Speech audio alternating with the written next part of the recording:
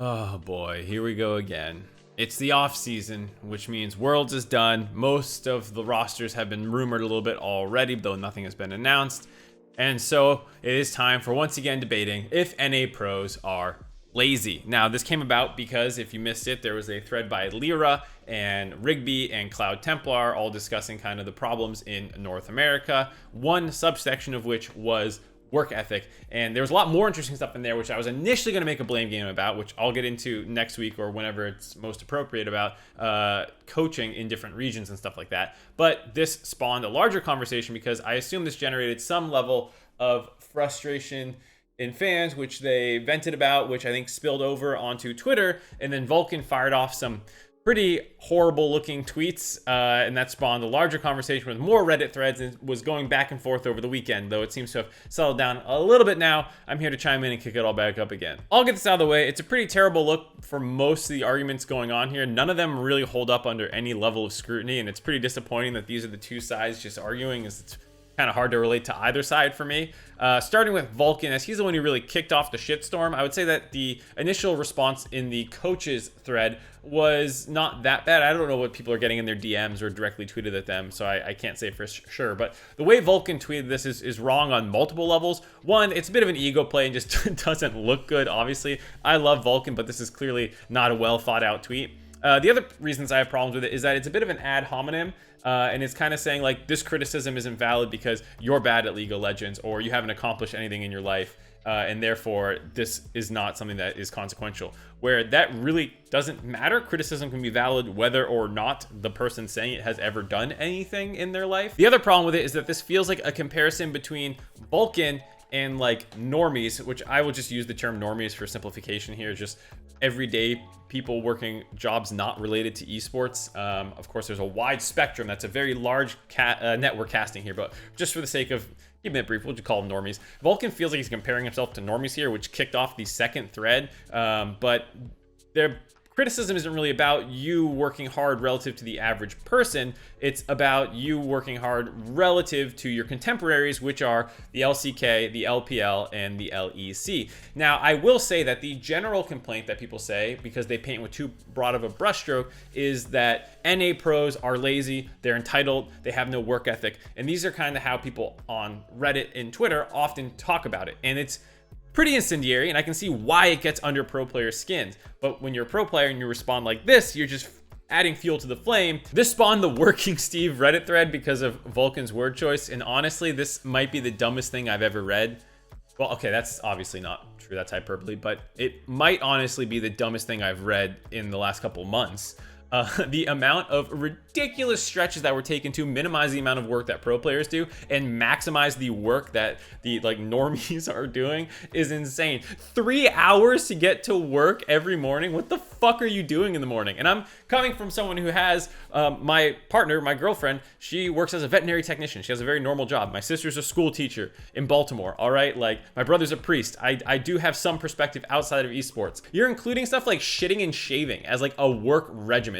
Dude, those are basic human needs. You can't just lump them into work and pretend like only normal people have to do it and pros don't. Because if you're going to start doing this, like, yeah, pros have to wake up in the morning too and pee. You know, like, God, that's some tough work right there, guys. Also, the commute time being averaged at 1.5 hours is obviously ridiculous. This whole thread is obviously just fucking ridiculous. And if you upvoted this, you should feel ashamed of yourself. Now, the tweet by Vulcan was not only a bad look and extremely condescending, it was just so full of holes you could drive a semi-truck through them. I mean, none of that really responded to any of the complaints that fans have, or at least the sane fan complaints. And then obviously the response by the people on Reddit was just troll as hell. Vulcan then followed up with a second tweet talking about, now that he's calmed down, a little bit more of the perspective, but it still didn't read particularly well about, at least to me, that, you know, he's preserving the longevity of his career, which I think is a very important thing to consider, especially since he's already winning titles. He's won more titles in recent years than most people. I think he might be the most winningest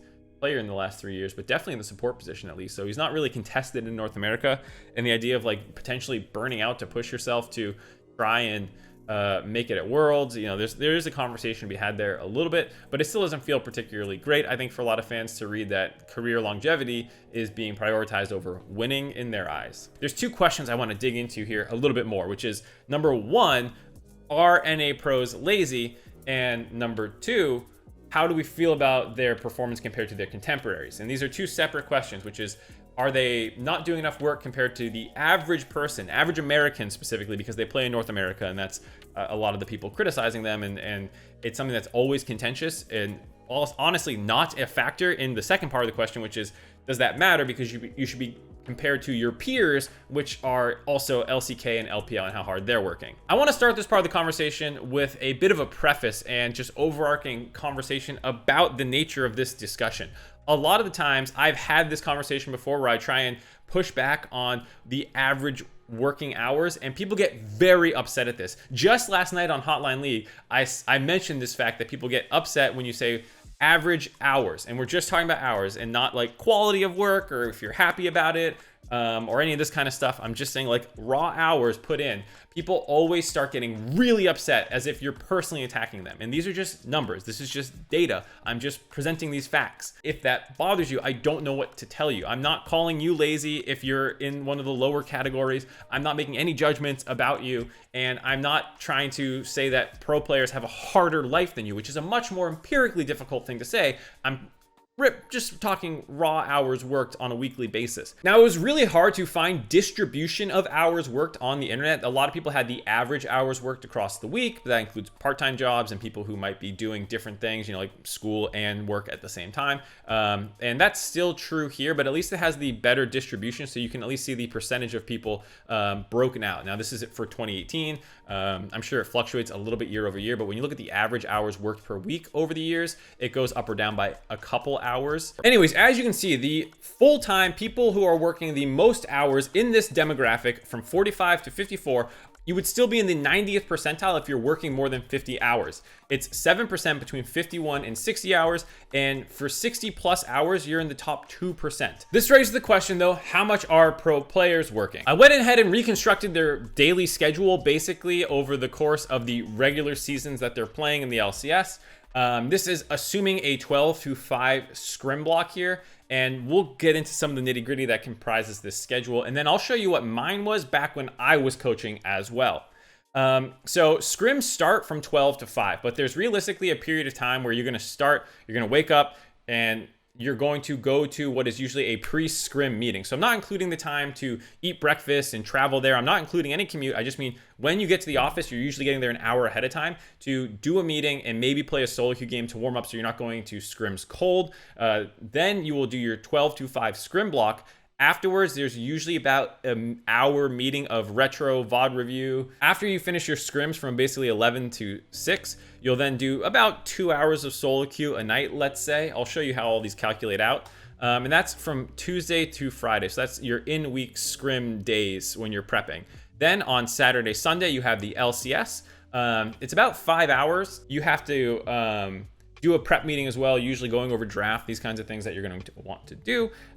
You will do some warm-up games, again, to make sure you're ready to go. Then you'll play your game. After your game, there's usually a little bit of cooldown time, and you'll have to go do features with Riot, where then you are broken. And then afterwards, you're still on like Saturday in particular, definitely going to do a meeting, kind of retroing and getting ready for Sunday's games. And then because you have games tomorrow, more often than not, people are often going to play a little bit more solo queue as well. Friday and Monday are going to be kind of variable, but usually on Friday, you have the same schedule as over here. You might not solo queue afterwards, you might go out. And then Monday, at least I'm pretty sure, is still an off day. But even on off days for pro players in the LCS, you usually have some level of obligation. Usually that's playing a bunch of solo queue to get ready for the next week of scrims and figure out like what champs gave you problems over the weekend, if there are any patches, these kinds of things, as well as doing a lot of content is jammed into your off day. The solo queue bracketing out I have done here is kind of up in the air because I don't know how they do it nowadays, but back when I did it, it was more like raw number of solo queue games required, and you could kind of do that how you wanted. If you had a rough day and you wanted to just take a night off, you could, and then you could slam more the next day or play more on Monday or on Sunday or Saturday night or whatever. You could kind of do it how you wanted. I assume it's a similar way right now. When you look at the amount of hours that they are theoretically working across the week when broken out like this, there's 28 hours of scrims, 10 hours of Riot Games related things, 2 hours of content, which might be putting it on the low end, and then 14 hours of solo queue. Again, kind of on the low end if I had to guess. this would put you, like I said, in the 90th percentile alone for people working. For their age bracket, they're working substantially harder than the average people. Again, this is 90th plus percentile amount of hours put in. And again, this is probably being underestimated a little bit, assuming that there's more content time that's used up. 14 hours is also potentially underestimating the amount of solo queue that they're doing, depending on what the requirements are these days.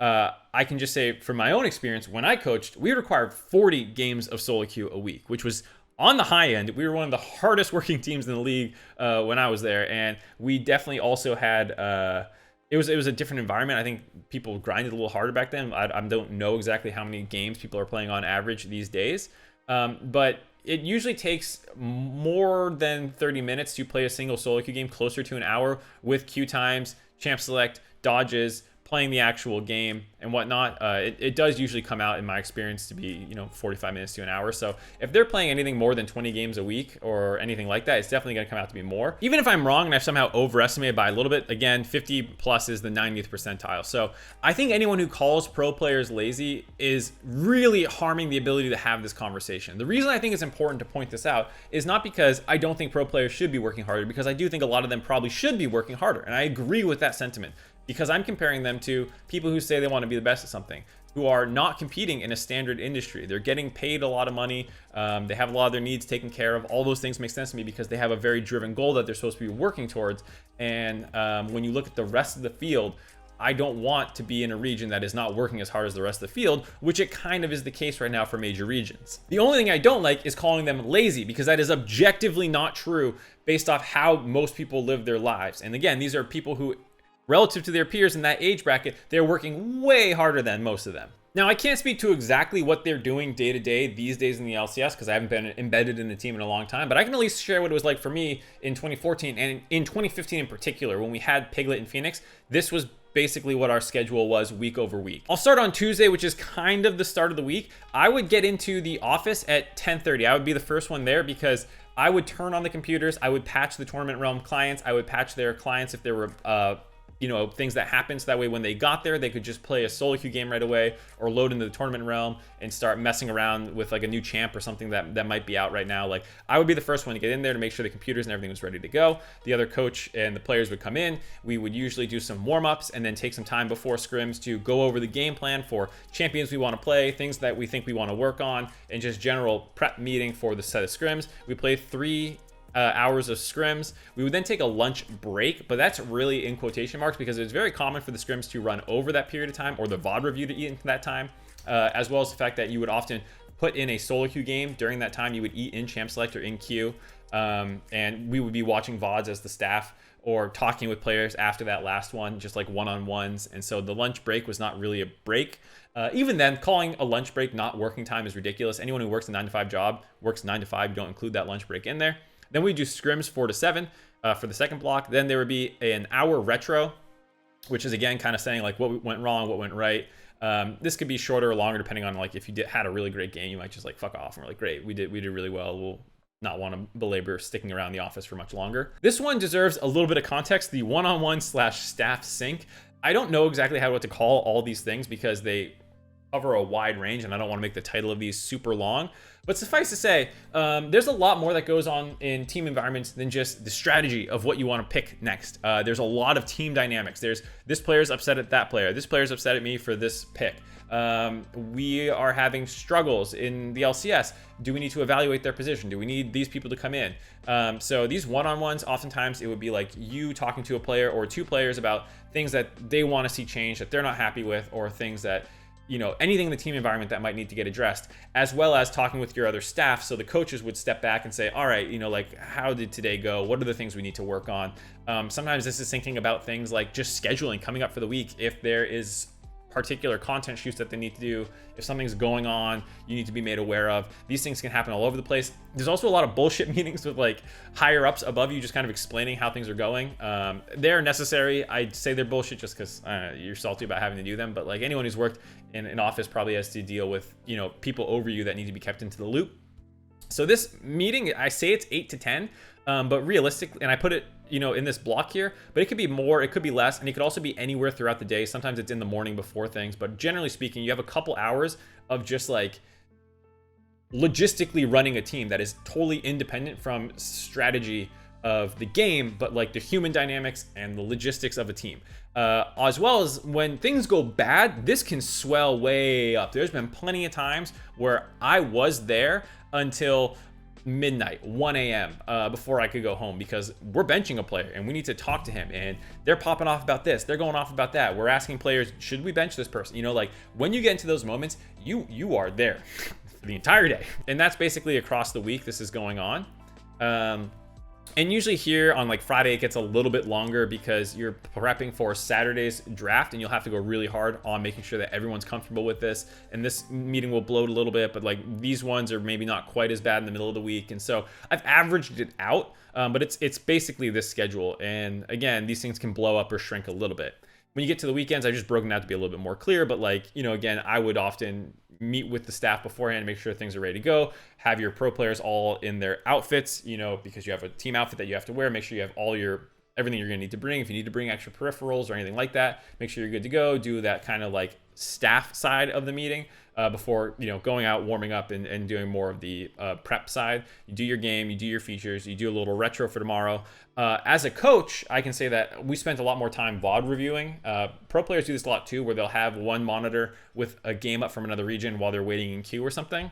But for us, you know, usually we're trying to see if there's anything tricky going on from this weekend that we might have missed in the LEC. A lot of the times at night as well, I should say that there's VOD review going on during this time as well, checking out LCK that might be playing in the middle of the week, LPL, just watching some scrims back potentially. You might also just be doing more data stuff, or even watching solo queue to see what trends people are doing. Just any sort of analysis that you can do as an individual is going to get packed into these nights as well, because all this stuff is pretty team focused. Like you're watching the scrim, you're taking notes for feedback you want to give for the sessions and things like that. And it's not bigger picture. And the bigger picture stuff you just kind of fit into your own time, honestly, or like into this kind of VOD review section or whatnot. Sunday is a lighter day because usually by the time you're out of there, if you had a good game, it's like, great, let's not break it down because we had a great game and a great day. If you had a bad game, it's kind of like, all right, well, let's not dwell on it because tomorrow's a day off and we're all just going to go home pissed or whatever. Sometimes you do have to do stuff here, and staff stuff would definitely go in there. It would be less organized team things.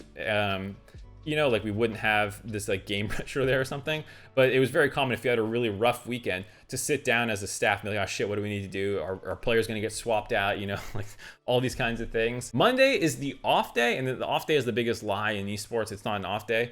For me, I was head analyst as well as being one of the coaches in 2015. So like I had people under me who I would be assigning things to do during all these blocks. So people would be tracking specific things for me. They'd be giving me reports from other regions. People would have like all their little duties and obligations. And during this kind of 2.5 hour-ish block there, we would run through things from last week, this week, things we want to change.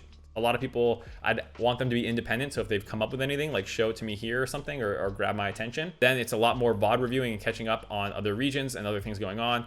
Sometimes if you're watching academy regions, there's sometimes unique strategy or champions that are not being played on the main stage yet because it's a little risky or something. You might want to grab some stuff there. Content is just put as 2 hours here, but honestly, content is spread throughout the day. If you had a rough scrim block, and you know we had a docu-series kind of thing going on, you would be grabbed somewhere here to do a little bit of content. And so you're filming content throughout the week. 2 hours is a complete underestimation of content, assuming that you have an actually sponsored shoot to do as well. That can easily bloat. And then again, staff sync, I just put it in here because generally there's probably something that we're talking about with the rest of the coaches, the team managers, the owner, GM, whoever it is, or maybe your players. If someone had a really rough weekend, you might go out and buy them lunch and try and talk through things they're going through, or whatever it is. And that would be my week. And you would do this for 4 months in a row, basically. So when you break out the time for me on that, it was 73 hours a week about. And I would say that would go up a fair amount depending on how bad things were going, or if you're in crunch time. Because remember, sometimes you triple block as well. It's something I didn't even talk about here. Sometimes back then we would triple block when we grab a scrim block from 8 to 11. That would cut into solo queue time, and we would be kind of lenient on weeks where we're doing that. We would drop the 40 game requirement down to like 30 or 25 or something, and people didn't always hit 40. Some of the pros, a lot of them went over. Piglet, Phoenix, and Dom in particular were insane grind lords. It was really crazy how much time they put in. Obviously, 73 hours a week is quite a bit. It would definitely be on the upper end of those percentiles, huh?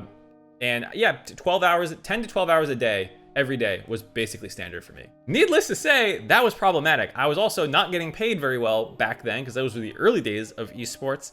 And on top of that fact, the stress and pressure of potentially losing your job when things are not going well, and not just losing your job like getting fired, but like getting relegated and these kinds of things was a huge, huge pressure. The fact that you have Reddit threads of people tearing you apart for doing poorly and stuff like that. It's no secret, I think, that a number of us developed physiological reactions to the stress that was going on.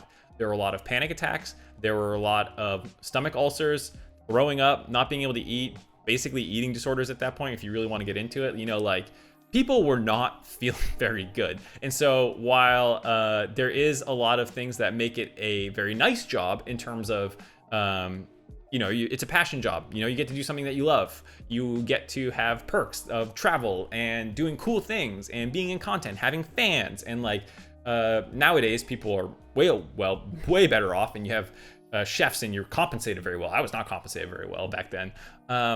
You have all these other things, but there are a lot more downsides than people sometimes acknowledge. And that's not to say it's easier than being a coal miner or something, because I don't think it's harder than being a coal miner, or, you know, like, I'm not trying to compare these directly, but just trying to give a little bit look behind the lens. I would say I definitely burned out during this time period, but more so than just the burnout. Maybe I could have worked those hours for another couple years if I felt like it wasn't such a struggle on an interpersonal level with people who I wasn't always convinced were there for trying to do the right thing, or like, you know, like, people got very emotionally upset very easily, and pro players were a tricky group to work with, I'll say, and that greatly accelerated my burnout. That's a pretty crazy amount of work, and I think a lot of people find that unhealthy, especially in the current environment and the tech crunch bubble world that we are pretty tangential to. A lot of people are not comfortable with saying that people should be working those levels of hours, but that's still roughly 20 more hours than I think pro players are working right now. And I would say that my pro players at that time were putting in just as much time as me, if not more. A lot of them were really big grind lords, and we put a lot of pressure on them, and they put a lot of pressure on themselves. And, you know, it wasn't healthy. But I do wonder if we've maybe gone too far in the other direction. If it's 20 hours less now that people are putting in, it is a little weird to me. And if you want to criticize pro players for putting in what you think is too little effort at 50-ish hours a week, I think you can maybe make that criticism when you're comparing it to things like LCK and LPL. To summarize my final thoughts on this video though, rather than put them in my own words, the best thing I can tell you to do is, if you didn't watch it, go watch Ashley Kang's interview with Core JJ that dropped last week. It is so amazing to see someone who is so talented, so eloquent, has seen so much of the LoL esports ecosystem in both North America and LCK say these kinds of things, because they almost 100% align with everything that I think and feel about the current situation. Core JJ is such a treasure, and I'm so glad we have him in North America, and Ashley did a great job. Sorry I'm shouting out competitors, Travis, but like, everyone should realistically watch this video. It is amazing to hear him talk about this kind of stuff, because it's like, I don't think it's groundbreaking if you've been close to the scene and listening to people around the scene, but it's so nice to hear it from him, and to hear like your own thoughts said by someone else, being like, great, I'm not the only one who thinks kind of like this. 동양 선수들이 하루에 8게임씩 스크림을 하고, 하루에 5게임씩 솔랭을 하고, 하루에 13시간, 14시간씩 몸을 갈아가면서 게임을 할 때, 하루에 6시간만 게임을 하면서 이겨버린다? 이거는 너무 양심이 없는 게 아닌가라는 생각도 하고요. This quote right here, while a little harsh, I do think summarizes how I feel about some of the pro players and the current setup of the LCS practice environment right now, not being strict enough, and the 5-game block that we just have in the middle. And like, there's a lot of problems I have with the ecosystem.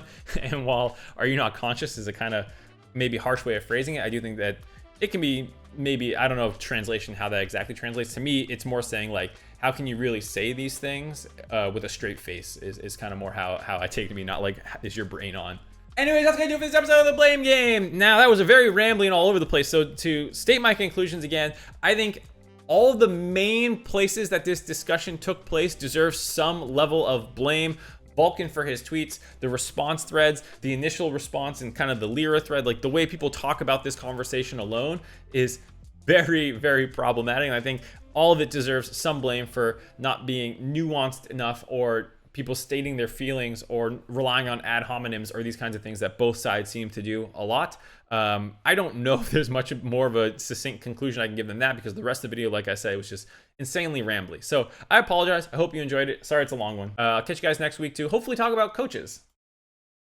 Anyway, see you all. Subscribe. Thank you to Alienware for sponsoring this video. Go check them out. They do a bunch of really cool stuff. And buying from this link that I'm pointing at right now actually really helps out the channel. They make amazing hardware, which allows me to make somewhat amazing content. I'll let you decide. But thank you so much to Alienware for sponsoring this. Thank you, everybody, for subscribing, and we'll see you all later.